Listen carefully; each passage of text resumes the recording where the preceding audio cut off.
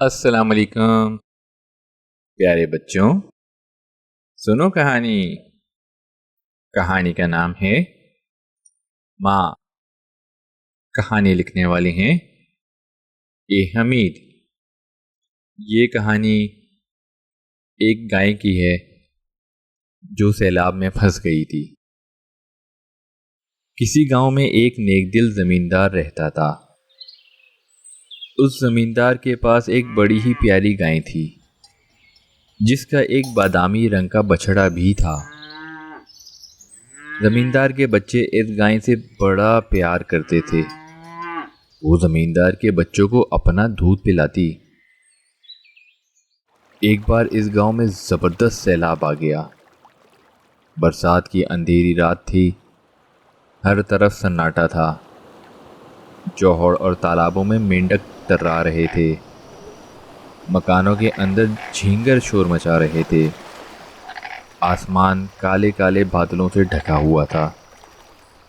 بارش ابھی ابھی تھمی تھی۔ گاؤں والے سردی ہو جانے کی وجہ سے اپنے مکانوں میں میٹھی نیند کے مزے لے رہے تھے۔ مچھر انہیں تنگ کر رہے تھے، مگر زیادہ محنت کرنے کی وجہ سے دیہاتیوں کو گہری نیند آتی ہے، اس لیے انہیں مچھروں کے کاٹنے کی بالکل خبر نہ تھی۔ اس وقت اچانک دریا چڑھنا شروع ہو گیا اور سیلاب کے پانی کی ایک بہت بڑی لہر نے دریا کے کنارے سے اچھل کر گاؤں کی طرف بڑھنا شروع کر دیا۔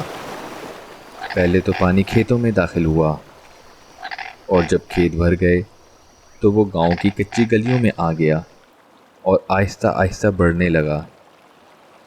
گاؤں میں کسی کو کانوں کان خبر نہ ہوئی اور سیلاب کا پانی لوگوں کے مکانوں کے اندر آ گیا۔ اتفاق سے زمیندار والے گھر میں کوئی بچہ رویا۔ ماں نے اسے تھپک تھپک کر سلانا چاہا، مگر بچے نے کہا کہ مجھے پیاس لگی ہے۔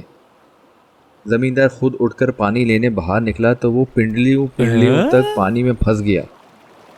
اس نے ایک دم شور مچا دیا، نیلی کی ماں، پانی، سیلاب آ گیا، سیلاب آ گیا۔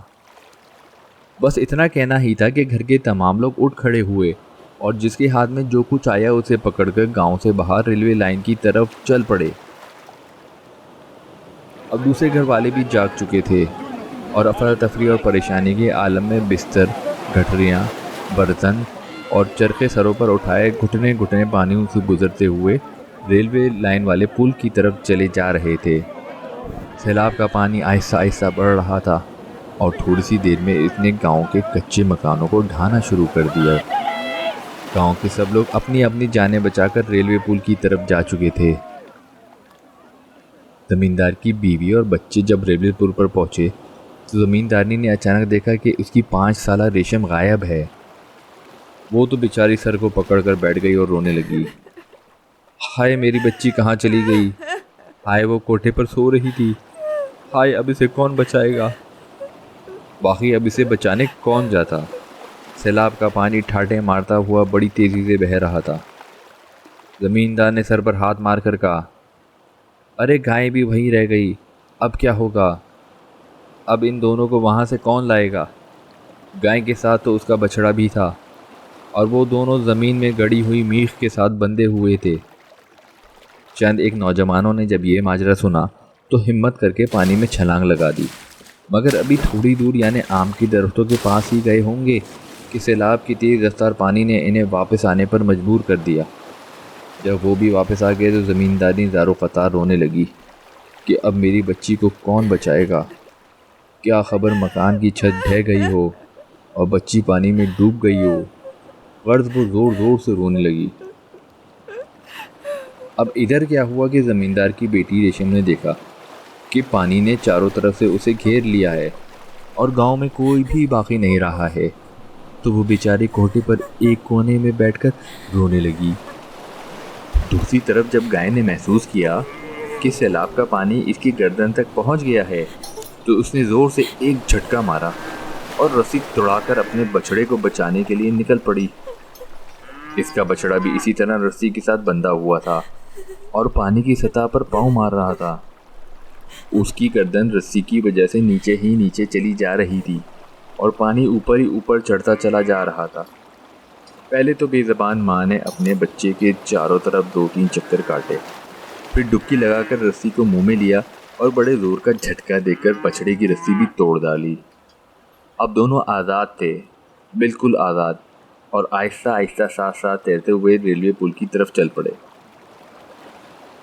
ابھی وہ تھوڑی ہی دور گئے ہوں گے کہ اچانک گائے نے ریشم کی آواز سنی جو مدد کے لیے پکار رہی تھی۔